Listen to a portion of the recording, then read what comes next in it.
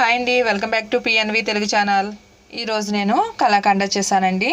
చూసారా కలాకండ పీసులు ఎంత బాగున్నాయో. ఇవి రెండు ఐటమ్స్ అనమాట. పాలు పంచదార ఉంటే సరిపోతుందండి. పిల్లలకు కూడా చాలా ఇష్టంగా తింటారనమాట. ఈ ముక్కలు అనేవి వారం వరకు కూడా నిల్వ ఉంటాయండి, పాడవకుండా.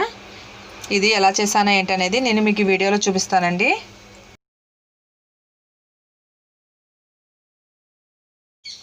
ఈరోజు నేను కలాకండ చేస్తున్నానండి. కలాకండకి పాలు వచ్చేసి 1.5 లీటర్ తీసుకున్నాను.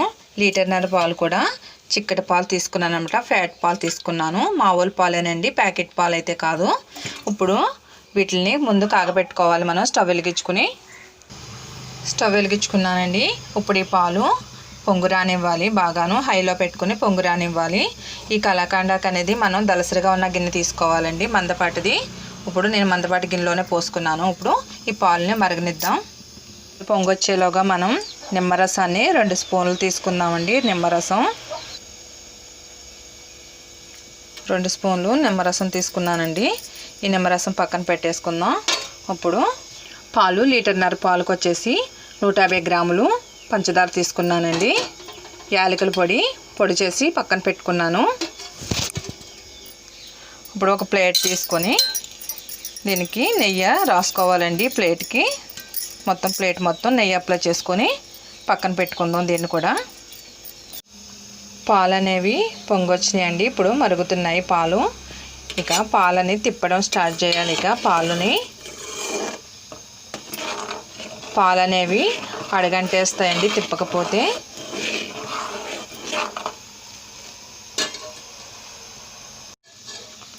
పాలు అనేవి మరుగుతున్నాయి కదండి.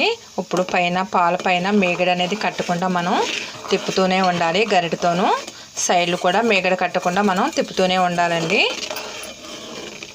లేకపోతే అడగనేది మాడిపోతుంది. ఈ స్వీట్ తయారు చేసేటప్పుడు మనం ఎప్పుడైనా స్టవ్ దగ్గరే ఉండాలండి. ఎందుకంటే పాలు పొంగిపోవడము, అడుగున మాడిపోవడం అనేది జరుగుద్ది అనమాట. మనం ఇది ఆపకుండా మేగడ కట్టకుండా ఈ పాలని తిప్పుతూనే ఉండాలి. ఇంకా బాగా దగ్గరికి చిక్కపడాలండి. పాలు చిక్కపడినాయండి. ఇప్పుడు మనం నిమ్మరసం పిండుకుని పక్కన పెట్టుకున్నాం కదా, ఆ నిమ్మరసం ఇందులో వేసేసుకోవాలి. పాలల్లోనూ వేసేసి తిప్పుతూ ఉండాలండి. ఇప్పుడు ఈ నిమ్మరసం వేయడం వల్ల ఏంటంటే పాలు అనేవి విరుగుతాయి అన్నమాట. ఇప్పుడు తిప్పుతూనే ఉండాలి. నిమ్మరసం వేసాం కదండి, ఈ విధంగా మనకి విరుగుతాయి అన్నమాట పాలు అనేవి. ఇప్పుడు పాలు దగ్గర పడింది కదండి స్వీట్ అనేది. ఇప్పుడు మనం పంచదార తీసుకున్నాం కదా, కొద్దిగా వేసుకుంటూ, ఒక్కసారి వేయకూడదండి, కొద్దిగా వేసుకుంటూ తిప్పుకోవాలి. ఈ స్వీట్ అనేది దగ్గర పడినప్పుడు మనం గరిటె తిప్పడం అనేది ఆఫ్ చేయకూడదండి, ఎందుకంటే అడుగంటేస్తుంది. తిప్పుతూనే ఉండాలి. మళ్ళీ కొద్దిగా పోసుకుందాం అండి. అలాగే 3 స్టెప్పుల వారీగా పోసుకుంటే మనకి పంచదార కూడా బాగా కరుగుతుంది, త్వరగా రెడీ అవుతుందండి స్వీట్ అనేది. ఒకసారి పోతే ఏమవుతుందంటే పలుచదనం వచ్చేస్తుంది. అందుకని చెప్పేసి స్టెప్ వారీగా కొద్దిగా పోసుకోవాలి. స్వీట్ అనేది దగ్గర పడిపోయిందండి.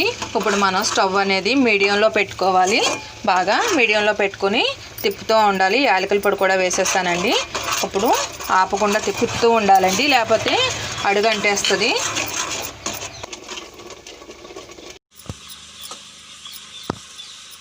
ఇది మనకి రెడీ అయిపోయిందండి.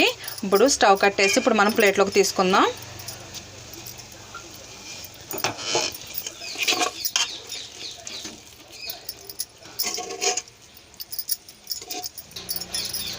మొత్తం స్వీట్ అంతా ప్లేట్లోకి సర్వ్ చేసుకుందామండి స్పూన్తో. ఇప్పుడు మొత్తం దీన్ని సాఫ్ట్గా చేసేసుకున్నానండి స్వీట్ని.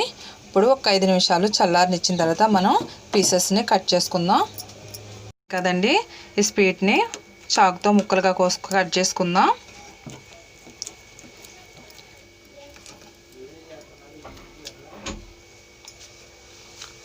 పీసులు కట్ చేసేసుకున్నానండి.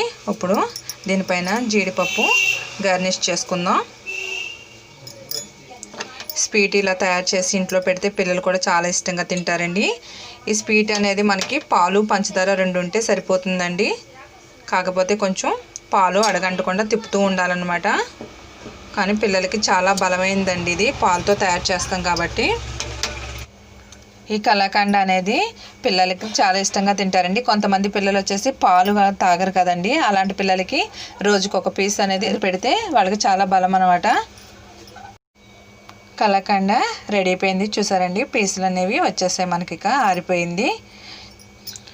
మీరు ఎవరైనా నా ఛానల్ కానీ ఫస్ట్ టైం చూసినట్లయితే నా ఛానల్ను సబ్స్క్రైబ్ చేసుకోండి.